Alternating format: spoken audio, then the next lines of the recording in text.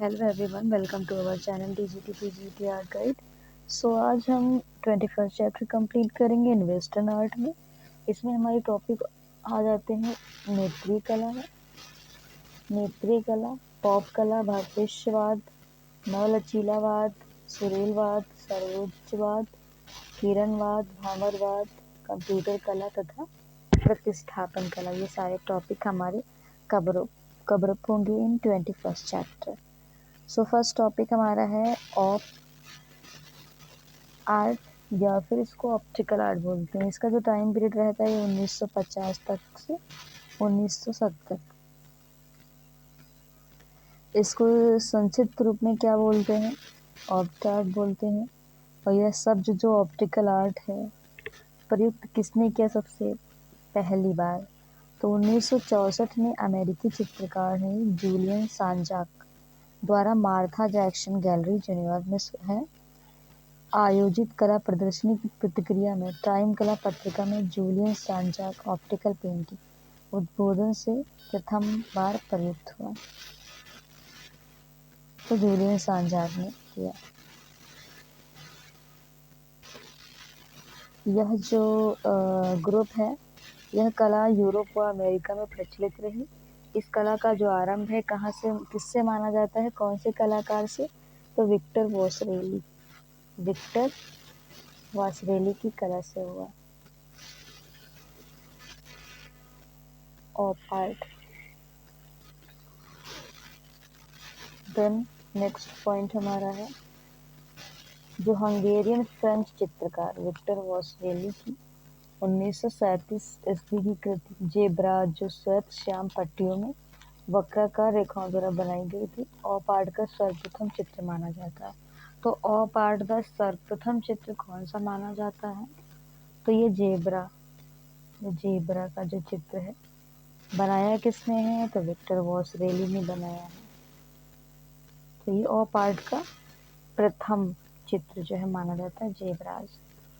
Next point है Victor वासरेली का जो जन्म है 9 अप्रैल 1906 को हंगरी में हुआ था। तो इम्पॉर्टेंट है कि विक्टर वासरेली का जन्म कहाँ हुआ था। तो विक्टर वासरेली जो है हंगेरियन आर्टिस्ट है, इनका जन्म हंगरी में हुआ था 9 अप्रैल 1906 को।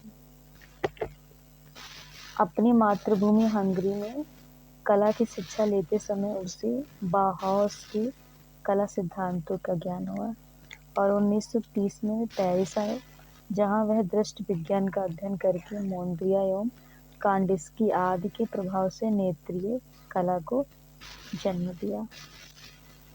तो वासरेली ने श्वेत श्याम रंगों से ही अधिकांश अपनी कृतियां बनाई हैं, जिसे उसने वैज्ञानिक नाम बीएन दिया है।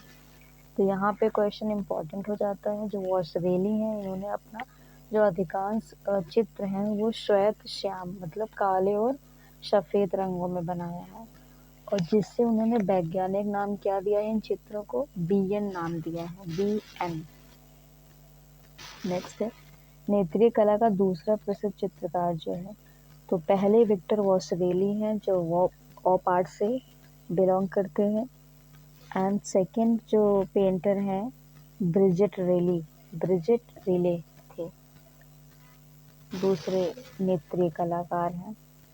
उसने आधुनिक युग की यांत्रिक टेक्नोलॉजी का प्रयोग इस कला के लिए किया है।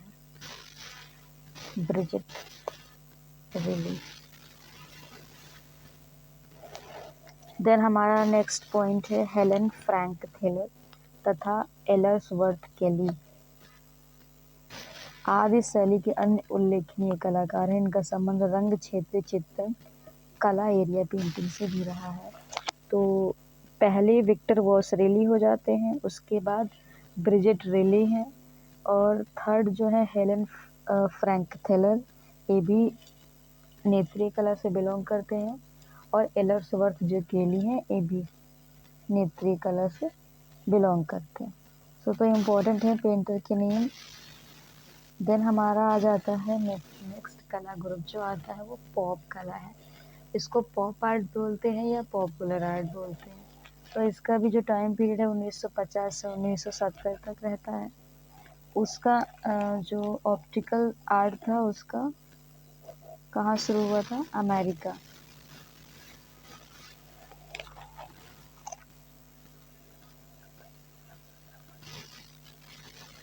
देन जो हमारा पॉप आर्ट है, पॉप आर्ट जो है एक कला आंदोलन था जिसका आरंभ 1950 के मध्य ब्रिटेन इंग्लैंड में हुआ।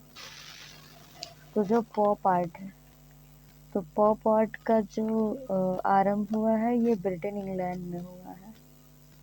सो इम्पोर्टेंट क्वेश्चन बन जाता है कि पॉप आर्ट जो ग्रुप है कहाँ से आरंभ होता है, तो ये ब्रिटेन इंग्लैंड से होता है। जो पॉप का प्रथम शब्द मतलब पॉप शब्द का सर्वप्रथम प्रयोग जो है अंग्रेजी समीक्षक लॉरेंस अलोवे ने 1955 में चित्रों की मुद्रित प्रतिकृतियों, सिनेमा के पोस्टरों, समाचार पत्रों, पत्रिकाओं के फोटोग्राफ एवं विज्ञापनों के लिए किया था।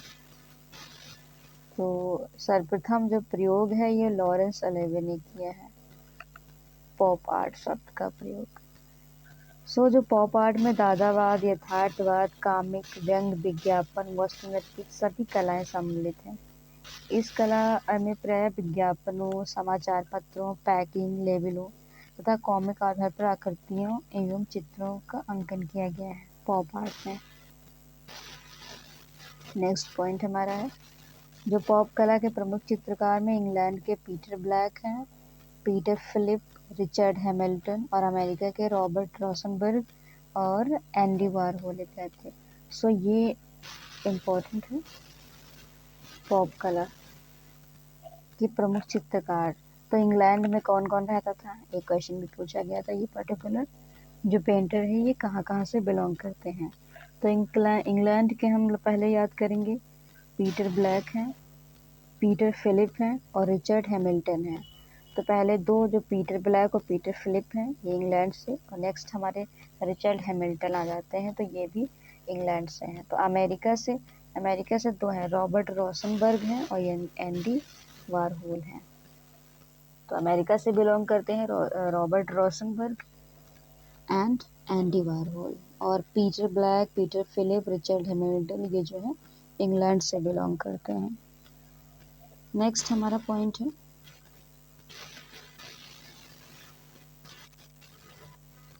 अमेरिका के रॉबर्ट रोसनबर्ग ने पॉप कला के विकास में सर्वाधिक योगदान दिया है। तो पॉप कला में सर्वाधिक योगदान किसने दिया है, तो रॉबर्ट रोसनबर्ग हैं, ये अमेरिका से बिलोंग करते हैं। उसने छायाचित्रों और समाचार पत्रों की कटिंग कैनवस पर चिपकाई तथा रजाई व तकिए पर रंग छिटक कर प्रदर्शित किए। मोनोग्राम, कैनॉन तथा राइडिंग बाइक्स रोसनबर्ग के प्रसिद्ध चित्र हैं। नेक्स्ट है, अमेरिका के ही एंडी वॉरहोल ने पैकिंग सामग्री जैसे डिब्बों, शीशियों, बोतलों आदि पदार्थों से कलाकृतियां बनाई हैं। तो एंडी वारहोल जो है कलाकार के साथ साथ फिल्म निर्देशक और निर्माता भी हैं। एंडी वारहोल, जो एंडी वारहोल ने सिल्क स्क्रीन को बहुत लोकप्रिय बनाया है। तो ये क्वेश्चन पूछा भी गया है मोस्ट ऑफ द टाइम। तो एंडी वारहोल जो है इन्होंने सिल्क स्क्रीन पेंटिंग को बहुत लोकप्रिय बनाया है। उसकी 1962 की सिल्क स्क्रीन पेंटिंग मर्लिन पेप्टीज काफ़ी लोकप्रिय हुई। वर्ष 1964 ईस्वी में निर्मित silk screen painting Campbell tomato juice box भी काफ़ी प्रसिद्ध है, जो वर्तमान में museum of modern art New York city में प्रदर्शित है।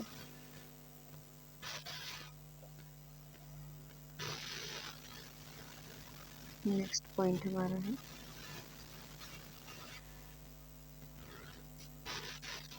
एंडी वारहोल का एक अन्य प्रसिद्ध चित्र है एक्सप्लोडिंग प्लास्टिक इनएविटेबल।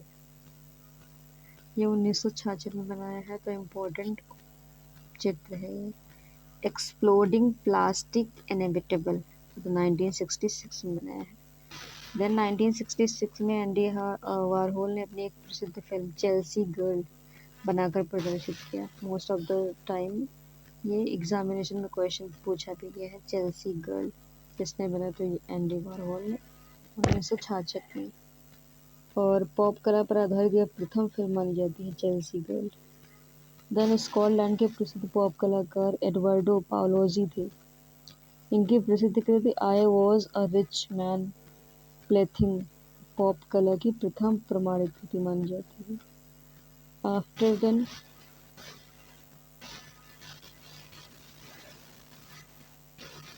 भारत में पॉप कला का संबंध पौराणिक एवं धार्मिक विषयों पर बने चित्रों को मुद्रित कर बनाए गए सस्ते प्रिंटों से है। सन 1894 ईस्वी में मुंबई के घाटकोपर में राजा रवि वर्मा ने लिथोग्राफिक प्रिंटिंग प्रेस की स्थापना जर्मन विशेषज्ञों की मदद से की। उनके द्वारा स्थापित इस प्रेस ने इस कला के पथ प्रदर्शक का कार्य किया। तो भारत में ईसाई मिशनरियों द्वारा 1556 में सर्वप्रथम प्रिंटिंग प्रेस की स्थापना गोवा में की गई है। तो भारत में जो ईसाई मिशनरी हैं इनके दौरान 1556 में सर्वप्रथम प्रिंटिंग प्रेस की स्थापना गोवा में की गई थी। देन पॉप कला के पॉपुलर तथा कैलेंडर कलाकार भी कहा जाता है। तो पॉप कला को पॉपुलर आर्ट या कैलेंडर कला भी कहा जाता है। पोस्टर प्रिंट इत्यादि को क्रोमोलिथोग्राफ व ओलियोग्राफ भी कहा जाता है। तो ओलियोग्राफ वर्ष 1976 में 1976 में जर्मन लेखक एवं अभिनेता एलॉयस सेनफेल्डर द्वारा विकसित किए गए लिथोग्राफी द्वारा रंगीन मुद्रण की एक प्रक्रिया है। ओलियोग्राफ का आविष्कार किसने किया है? तो जर्मन लेखक हैं एलॉयस सेनफेल्डर 1976 में किया। देन भारत में रंगीन मुद्रण के लिए फोटो स्थानांतरण प्रक्रिया का प्रारंभ दादा साहब फाल्के ने किया था। इम्पोर्टेंट है। दादा साहब फाल्के ने इंग्लैंड में इस तकनीकों को सीखा और मालवली में स्टूडियो की स्थापना की। तो भारत में प्रथम फोटो स्टूडियो कोलकाता में खोला गया। तो भारत में प्रथम जो फोटो स्टूडियो है ये कहाँ खोला गया? कोलकाता में खोला गया। नेक्स्ट हमारा आ जाता है टॉपिक है फ्यूचरिज्म, भविष्यवाद। इसको हम कंप्लीट करते हैं। पहले हम देख लेते हैं इम्पोर्टेंट फैक्ट जो है।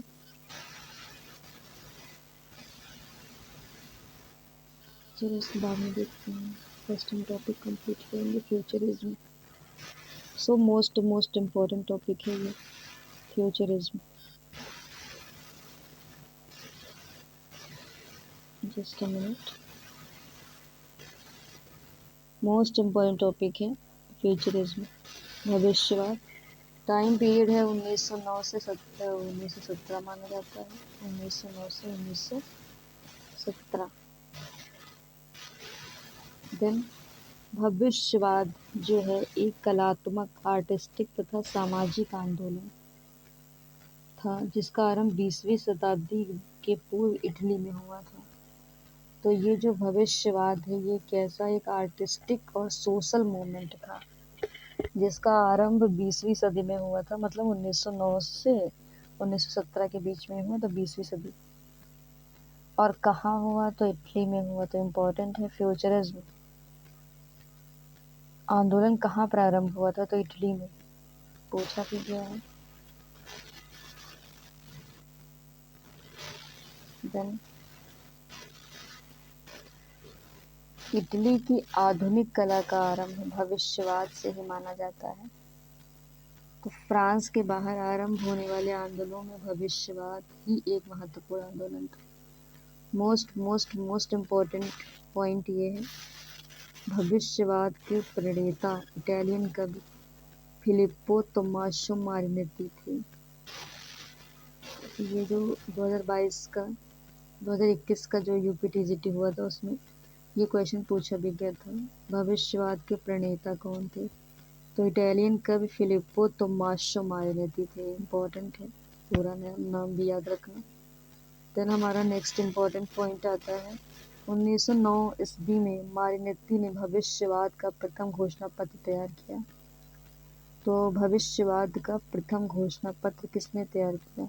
तो फिलिप्पो तोमासो मारिनेती ने किया। और कब किया? 1909 में। 1909 में ये इटली में ये आंदोलन भी प्रारंभ होता है और 1917 तक जाता है। इस आंदोलन में भविष्य के आधार को कला का आधार मानते हुए तकनीकी विकास, वाहनों की तीव्र गति, औद्योगिक चिमनियों से निकलते हुए धुएं, बंदरगाहों पर अर्धरात्रि में चमकते बल्ब आदि का कलाकारों ने चित्रण किया है। तो इम्पोर्टेंट है इनके सब्जेक्ट क्या क्या रहते हैं। देन उन्होंने कला के प्रत्येक माध्यम जिनमें चित्रण, मूर्ति निर्माण, ceramic, graphic design, industrial design, interior design, theatre, film, fashion, textile, साहित्य, संगीत इत्यादि का निर्माण किया है। तो जो भविष्यवाद का सबसे प्रमुख सिद्धांत क्या है, ये भी क्वेश्चन पूछा गया है। तो भविष्यवाद का सबसे प्रमुख सिद्धांत तो जो है समयावच्छेद है, साइमल्टेनिटी था, जिसके अनुसार वे भिन्न समय के प्रभावों को एक साथ चित्रित कर सकते थे, जो पहले नहीं किए जाते थे। यह आंदोलन गति के चित्रण को लेकर आगे बढ़ा। अब इसमें इम्पोर्टेंट जो कलाकार रहते हैं कुछ उनको हम देख लेते हैं। तो इटली में कार्लो कारा। अभी कार्लो कारा किससे बिलोंग करते हैं? तो भविष्यवाद उम्बेर्तो बोच्चियोनी, जिनो सेवेरिनी तथा जियाकोमो बल्ला इत्यादि इस कला आंदोलन के प्रमुख चित्रकार थे। तो ये इम्पोर्टेंट है। कार्लो कारा जो एक बार पूछा भी गया है, सो इनके नाम याद रखने जरूरी है। उम्बेर्तो बोच्चियोनी है, जिनो सेवेरिनी है एंड जियाकोमो बाल्ला।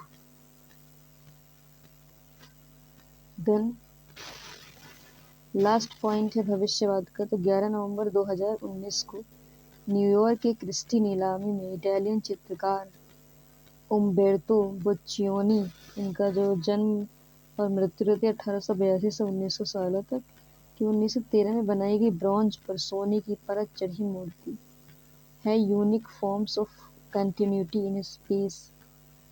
ये पेंटिंग बनाई थी, पेंटिंग नहीं मूर्ति कह सकते हैं, जो उम्बेर्तो बोच्चियोनी ने बनाई है और उसका शीर्षक है unique forms of continuity in space. Unique forms of continuity in space, जो $16.2 मिलियन में बिकी। सो भविष्यवाद जो टॉपिक है हमने कंप्लीट कर लिया है। और ये पेंटिंग यहाँ पे दिख रही थी, जस्ट अ मिनट, ये वाली पेंटिंग है। तो जियो जिया से हम याद कर सकते हैं, एक जियो सेवेरिनी थे और एक जियो जिया। दो कलाकार थे जो भविष्यवाद से बिलोंग करते थे। एक मिनट, हाँ, तो जियो जिया से याद कर सकते हैं हम। कार्लो कारा तो याद ही हैं, जो इटली से बिलोंग करते हैं, और एक दूसरे उम्बेर्तो बोच्चियोनी जिन्होंने मूर्ति बनाई थी। अब जियो जिया से याद करें, जिनो जिया, जिनो सेवेरिनी एंड जियाकोमो बाल्ला। ये दो पेंटिंग इम्पोर्टेंट है। तो इन्होंने पेंटिंग यहाँ पे बनाई है जिनो सेवेरिनी, जो क्या है डायनामिक हेरोग्लाइफिक ऑफ द बॉल टेबेरिन, जो 1912 में बनाई है। कैनवस पर तैल रंग है और museum of modern art New York में सुरक्षित है। जिनो सेवेरिनी। नेक्स्ट हमारा टॉपिक आ जाता है। नेक्स्ट हमारा टॉपिक क्या है? नौ लचीलवाद,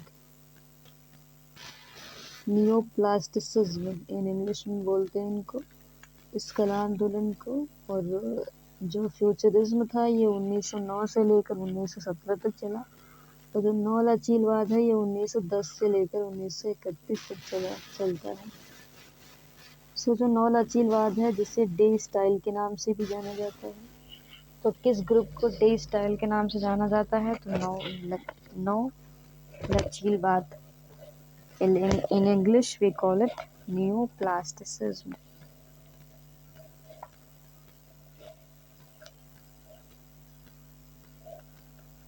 उसके बाद एक डच कला आंदोलन था।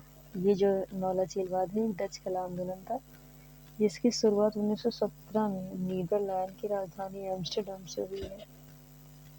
से इम्पोर्टेंट बन जाता है, मे बी क्वेश्चन बन सकता है कि जो नौ लचीलवाद है ये कहाँ से शुरू होता है। टाइम पीरियड तो इसका 1910 से 1931 है, बट शुरू कहाँ से? तो 1917 से। नीदरलैंड की राजधानी है एम्स्टर्डम से, वहाँ से शुरू होता है। वान डोसबर्ग व पिएट मोंद्रियन इस वस्तु निरपेक्ष कला आंदोलन के प्रेरित प्रमुख कलाकार थे। तो वान डोसबर्ग व पिएट मोंड्रियान इस कला आंदोलन के प्रमुख कलाकार हैं। तो डे स्टाइल एक आर्ट जर्नल का शीर्षक भी था, जिसका प्रकाशक डच चित्रकार, डिजाइनर, लेखक तथा समीक्षक वान डोसबर्ग थे। इम्पोर्टेंट है ये पेंटिंग,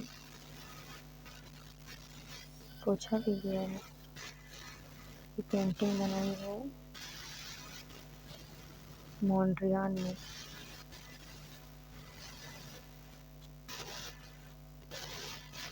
मोंड्रियान के द्वारा बनाई गई है, जो शाम लाल वृक्ष बोलते हैं इसको, एवन डी रोड बोम में है। Evening red tree oil on canvas पे है, और नीदरलैंड द हेग में सुरक्षित है। गेमेंटे म्यूजियम द हेग नीदरलैंड में सुरक्षित है।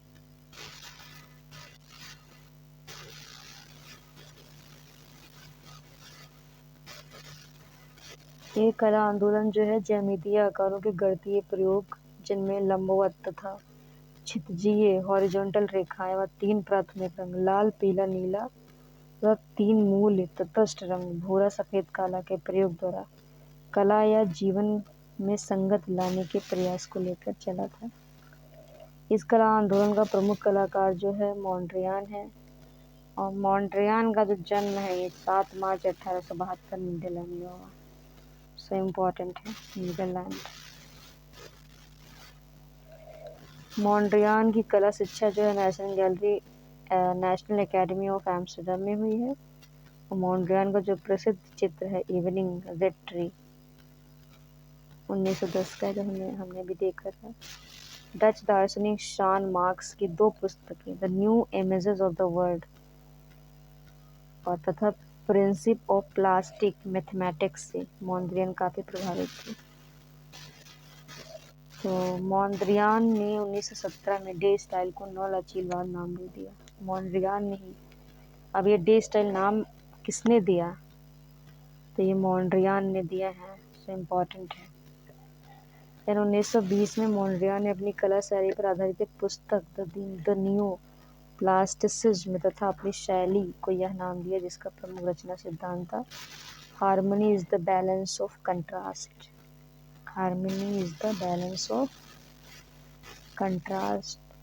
देन 1994 में न्यूयॉर्क में मोंद्रियान की मृत्यु हो गई। अब मोंद्रियान के कुछ चित्र हैं, windmill in the sunlight, the red mill, landscape with trees, the grey tree, table 3, composition with red, blue and yellow, then yellow, blue and black, Broadway Boogie 1943। ये सारी पेंटिंग जो है ये पिएट मोंटियान की हैं। नेक्स्ट हमारा जो ग्रुप आता है ये सुरीलवाद या ऑर्फिज्म इसको बोलते हैं। ये रहता है 1910 से 1913। 1910 से 1913।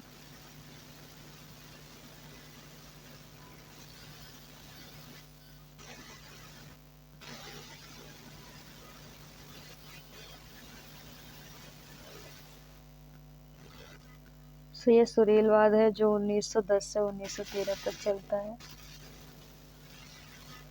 जो सुरीलवाद है चित्रकारों व कला आलोचकों का एक मंडल था, जो घनवाद की संकीर्ण परिभाषा से पृथक पहचान बनाना चाहता था। और फिज्म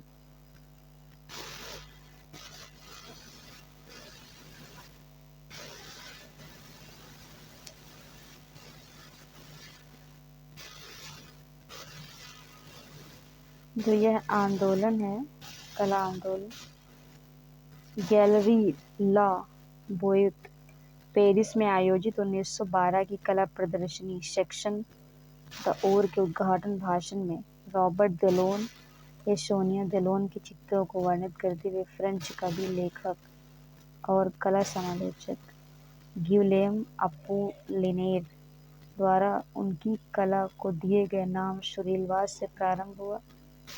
ऑर्फिज्म जो शब्द है ग्रीक पौराणिक कथा के पात्र ऑर्फेस से आया जो कवि व संगीतकार थे। सेक्शन द ओर कला प्रदर्शनी का नामकरण फ्रेंच घनवादी चित्रकार और प्रिंट मेकर जैक पेलॉन ने लियोनार्डो द्वारा लिखित पुस्तक के गोल्डन सेक्शन को पढ़कर किया था। सेक्शन द ओर जो है वर्ग विभाजन द्वारा ज्यामितीय अनुपात प्राप्त करने की एक प्रक्रिया है जिसे 16वीं शताब्दी में लियोनार्डो विंची ने वर्णित किया था और इस अनुपात को आदर्श अनुपात माना जाता है। सुरीलवाद का प्रणेता जो था वो कौन थे? Just a minute. ओके, ठीक है। जो ऑर्फिज्म या सुरीलवाद के जो प्रणेता थे रॉबर्ट देलोन थे। इम्पोर्टेंट इनके रंग सौंदर्य को प्रमुख स्थान देकर घनवादी चित्रण किया। देलोन थे जो यूजीन सेवरेल की पुस्तक the principle of harmony and contrast of colours and their application to the art से बहुत प्रभावित थे। 1912 ईस्वी का सिमल्टेनियस विंडोज चित्र श्रृंखला देलोन का प्रसिद्ध कार्य है। अब देलोन की कुछ इम्पोर्टेंट वर्क हम देख लेते हैं। देलोन के कुछ प्रसिद्ध चित्र हैं संत Severin series, the city series, the Eiffel Tower series, rhythm, the city of Paris series, the circular form series, the first disc, sun and moon. ये सारे चित्र देलोन के हैं जो ऑर्फिज्म से बिलोंग करते हैं। ये रॉबर्ट देलोन ने पेंटिंग बनाई है।